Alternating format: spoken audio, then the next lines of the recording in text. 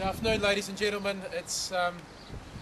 wonderful to see so many people here today joining together as groups of families and workers, unionists, New Zealanders all around the country to mourn, to remember and to honour the Pike River 29. On that Friday afternoon, a year ago today, as the news started to come out from the West Coast, we all held together in hope. Hope that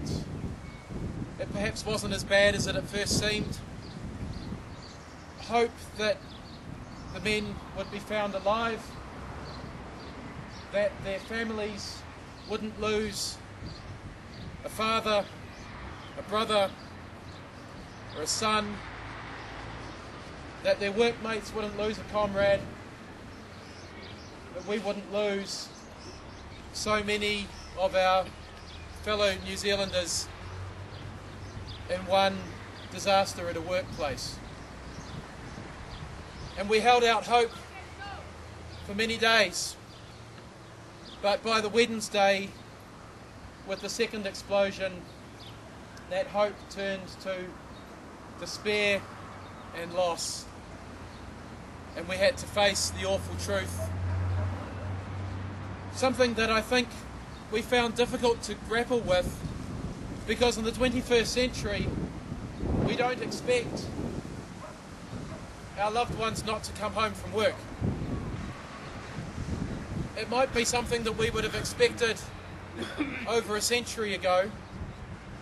but through the advocacy of workers and their families, through the actions of successive governments and unions, we have changed our workplace environment, we have changed our workplace laws, we have changed our attitude to what we can expect from work. And I think it just really hit us hard that in this day and age it was still possible for such an enormous tragedy to happen in a workplace in what we believe to be a first world country. But it gave us an opportunity, I think, to remember just how far we have come, and the fact that our expectations are so high in the workplace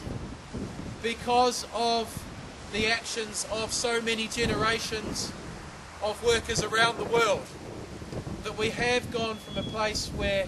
injury and death at work were commonplace to now where they take us by such surprise that it becomes such a shared national disaster. So hope in those few days turned to despair, but we can turn that despair back around and we can have hope again through the work of the Royal Commission, through our own questioning of just how safe we are in the workplace,